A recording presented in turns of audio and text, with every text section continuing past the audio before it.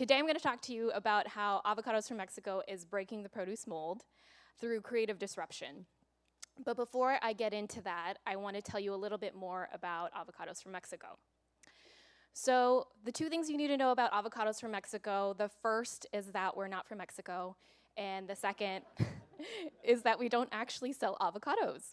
So let me explain. We are a nonprofit marketing organization based out of Irving, Texas, and we were formed in 2013 as a joint venture between the avocado exporters, represented by Apiam, and the avocado importers, represented by Mejia. So these two entities came together, and they formed Avocados from Mexico, the company, to support the promotion, advertising, and research of Avocados from Mexico, the fruit. So altogether, these two entities represent over 30,000 growers, 74 packers, and over 250 importers.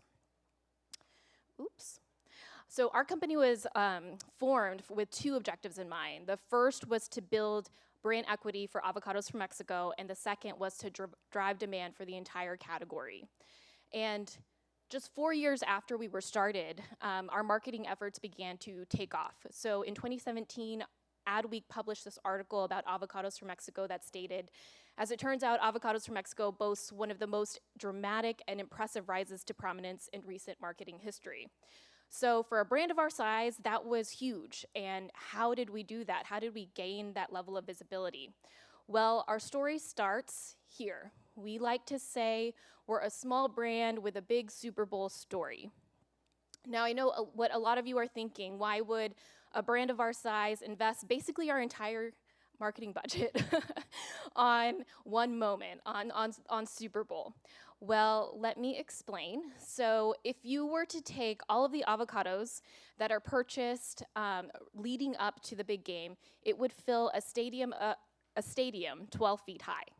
And the reality is that Michoacan, Mexico, where our avocados are grown, is the only place on earth that has 4 blooms of avocados, so we're fresh all year round. And when it's Super Bowl time frame, it's winter everywhere else, so we basically have most of the market share. The second thing is that we have the privilege of being one of very few products that are actually in front of the consumer while they're watching the big game. The problem is that we don't have packaging, so no one knows that it's actually Avocados from Mexico. So we found that this was a moment of truth for us.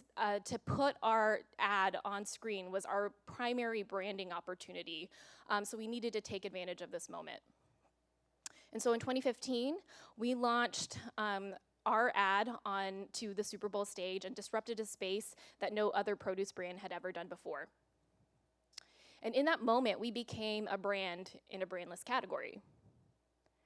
And for us, the Super Bowl is not just about the TV spot. It's actually about all of the PR and digital amplification that we can get around it.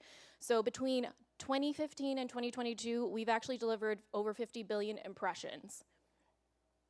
And not only that, but we were able to make the Super Bowl our innovation playground. So whether that was AR emojis, IBM Watson using AI, blockchain, or shoppable ads, we use this as a moment to push our innovation efforts.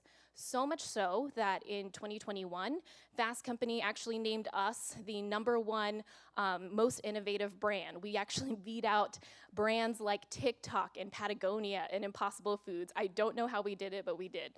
And on top of that, we've doubled the volume of Mexican avocado imports from 1.2 to 2.4 billion pounds.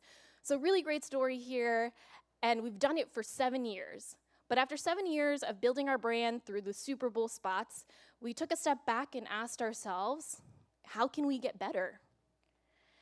And so to do that, I've got to take you back through our last year's ad to give you a little bit more context. This is officially the worst tailgate I've ever been to. Look at those barbarians. Hate it when they come to town. Well, tough, because we drove for 3 months in an ox cart with our kids to watch you get destroyed. Yeah, we made great time. I'm sorry, what are you doing? Adding avocados from Mexico. Want some? Let's kick this party up a notch. You know, they also taste great on salads. Yeah, Caesar, we get it. I love salads. Avocados from Mexico. Love that. So this ad did great. We scored above norm on all of our metrics, except there was one area in particular that we were performing under norm, and that was message linkage. And this was an aha moment for us because we were spending all of this money on Super Bowl, but at the end of the day, the consumer was not taking away what we wanted to say. They didn't understand our message. And that message was that when you add avocados from Mexico, it makes everything better. Sounds simple, but when you try to cram that into a 30-second ad, it's actually really, really hard. So we went back to the drawing board. We tested 5 concepts, and there was one clear winner, and it was called Adam and Eve. And the premise of Adam and Eve was very simple. We all know that Eve changed the world by breaking one small rule in the Garden of Eden, but what if she could have made it all better by taking a bite of avocado instead? So this is how that story played out. Eve, what's going on? I might have taken a small bite. Adam? I'm naked! Whoa, whoa. Hey, try this. They make everything better. Avocados from Mexico. It's a perfect day. The big avocado. Midtown and traffic-free. In fashion, naked is all the rage. You were right. Avocados make everything better. Ah, sweet liberty. Now that's a tourist attraction. Avocados from Mexico. So obviously, there were a couple of risks going into this concept. The most obvious one was that everyone was naked. And the other things too was between the time that we selected the concept and had to shoot, it was only 40 days. So we had a super compressed timeline. Oh, and by the way, Thanksgiving was in between that as well. So super compressed timeline, and we were working with a new agency. So there was a lot of risk involved. But the 2 things that really pulled through for us was that the storyline was so simple and so compelling that we were actually able to get Anna Faris on board as our leading lady. And then on top of that, we hired Brian Buckley, who is deemed as the king of the Super Bowl. He's directed almost 70 Super Bowl spots, to be our director on this project. So what was the result? We had previously had a message linkage of 45% with the Roman Colosseum tailgate ad, and we increased it 30 points to 75%. So really simplifying the message, making it the center of the story, having avocados be the hero of the story, it really helped to lift that message linkage component. But as I had mentioned before, it's not just about the ad for us. So one great thing about the Super Bowl is that we have basically a month-long leadway to seed our message into the market. And it's about the entire ecosystem that we build around this moment. So because we can't always seed our ad so early on, we have to find other creative ways to bring our brand salience to life. And one of those approaches is by multi-sensory marketing. So we are trying to create multiple dimensions of our brand through brand color and brand sound. We know that our jingle is one of our most important distinctive assets. But we also wanted to develop a brand color. So we worked and partnered with Pantone to develop our Avocados from Mexico color, and then also created a housewares line based off of the colors that consumers could enter to win. And then for the jingle, we took it a step further and built a sonic identity around the jingle. So knowing that the jingle is really the anchor of our brand, we embedded our jingle 6 times into the spot. So you'll hear it here.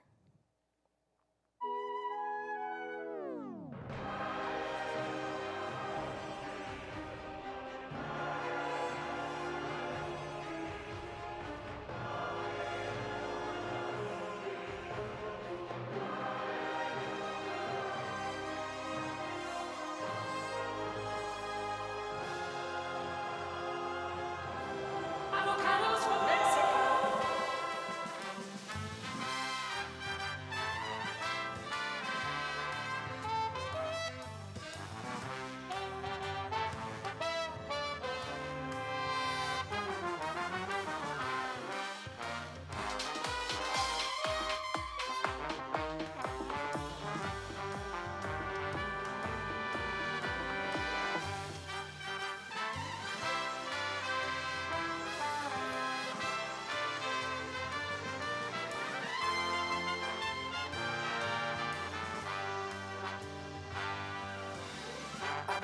from Mexico.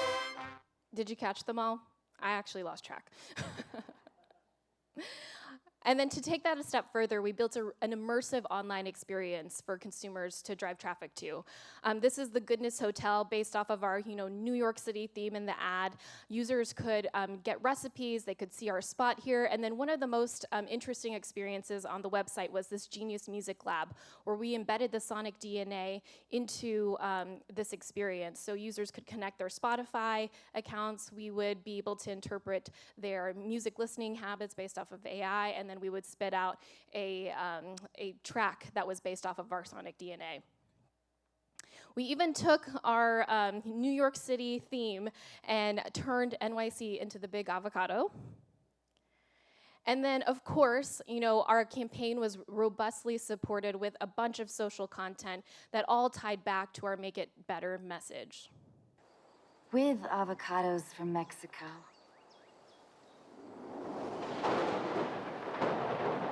Without avocados from Mexico. With avocados from Mexico. This is fun. Avocados from Mexico makes everything better. And this comes from a man that has nothing to hide. Funny story about Adam. I was reviewing talent, and my 2-year-old daughter, I showed her a picture of Adam, and she goes, "Wow."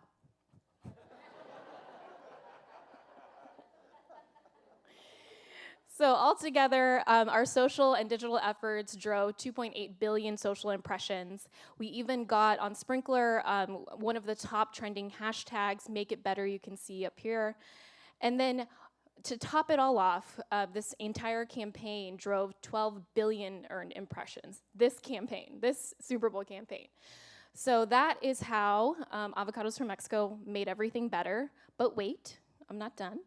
So what's next on our plate? Another shameless plug. We are actually going to be at South by Southwest on Monday and Tuesday. One of the things that we have been trying to do is really build that brand love and make that emotional connection with our consumers stronger. And as I had mentioned before, because we don't have packaging, it's hard for people to make that connection between the brand and the products. So we're coming to consumers, and we want you to enjoy our House of Goodness, where we're going to be sparking good times and good taste. And we hope you'll join us at Luster Pearl on Monday and Tuesday. And yes, there will be free food. The end.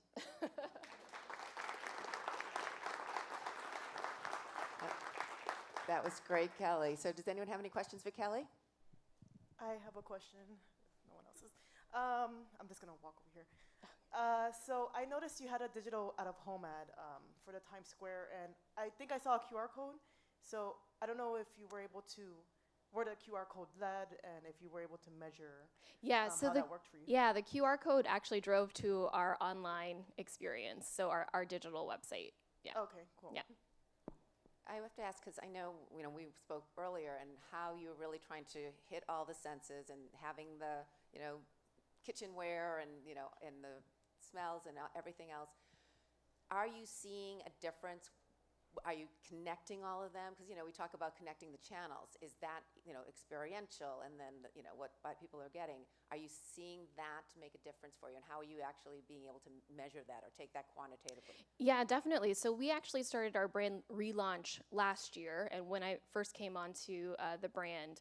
And between last year and this year, we've actually seen a 4-point lift in unaided brand awareness. So we do feel that having these distinctive assets like the color, the sound, help to drive our brand salience, especially since we don't have packaging, which is usually that really hardworking impression, and that everyday reminder for consumers. And when you're talking about the assets that you have, and obviously social media is a huge part of what you guys do, are they incorporating, or do you have people who are incorporating the apron or whatever it is into maybe a social media post? Yeah, so we leverage UGC creators. That's something new that we've been doing this year, is really leaning into influencers. We find that having their authenticity and bringing their personal brand and audiences really helps to enforce our brand as well. Great. All right, well, thank you, Kelly. That was awesome. Thank you.